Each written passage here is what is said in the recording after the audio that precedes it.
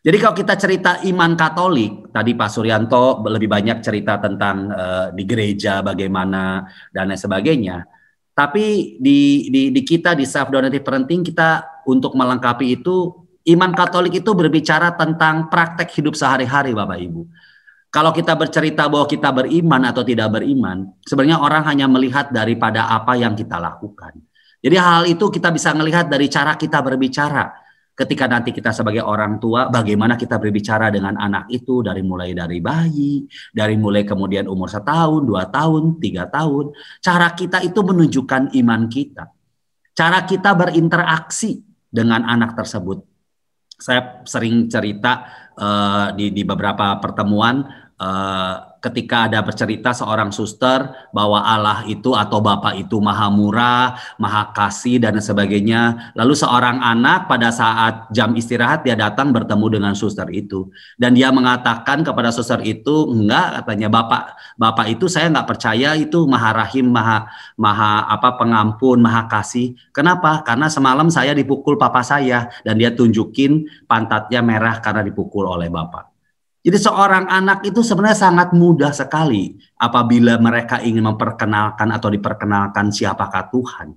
Mereka akan mengenal Tuhan itu melalui perbuatan ataupun tingkah laku si orang tua, kita sendiri. Itulah wajah Allah yang ada di dalam keluarga kita adalah melalui diri kita sendiri.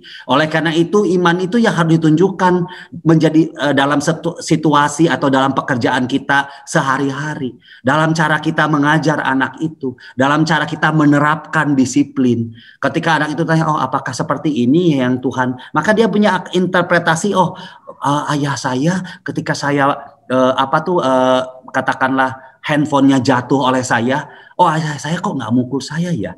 Dia hanya mengatakan, oh iya lain kali kamu hati-hati ya. Atau ketika saya mecahkan gelas kesayangan ibu saya nggak mukul saya dan dia mengatakan, nah hati-hati ya, nanti kamu gelasnya kena ini kamu. Berarti dia melihat bahwa orang tua saya itu memang lebih mencintai saya daripada barang-barang yang dalam tanda kutip mungkin sangat disayang oleh orang tuanya. Kalau kita kan tidak sedikit melihat ketika barang kita jatuh sama anak kita dan sebagainya, kita bisa ngebentak anak itu, berarti secara tidak langsung anak itu akan melihat bahwa kita lebih mencintai barang itu daripada anaknya sendiri.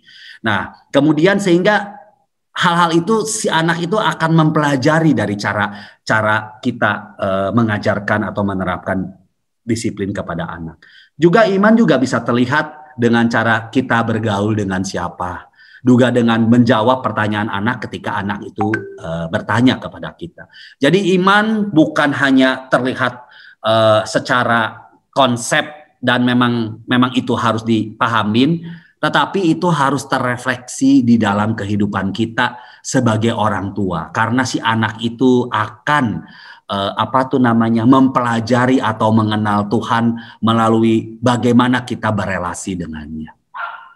Oleh karena itu cara yang boleh dikatakan titik pertama daripada self donative parenting atau memberi diri itu adalah bahwa kita sebagai orang tua harus memberikan setidaknya yang pasti waktu bagi anak kita. Caranya apa? Caranya pendampingan. Seperti nanti mungkin Pak James akan cerita kalau Bapak Ibu anaknya masih bayi kecil umur 1 tahun 2 tahun kira-kira apa yang akan dilakukan sampai dengan proses nanti anak itu menjadi dewasa. Jadi orang tua itu harus bersukacita karena kita diberikan tugas untuk mendampingi tumbuhnya anak ke arah yang baik dan dewasa melalui cara dan sikap hidupnya yang baik dan pantas dicontoh. Kalau kita baca di dalam kitab suci atau di Injil disebutkan bahwa buah itu bisa dilihat dari pohonnya. Ingat Bapak Ibu, ketika suatu saat mungkin umur 6, 7, 10, 20, lalu seorang anak mengatakan, aduh anak ini sopan ya, aduh anak ini sering membantu orang ya, bagaimana perasaan kita sebagai orang tua? Kita akan berkata kepada diri kita, aduh terima kasih Tuhan.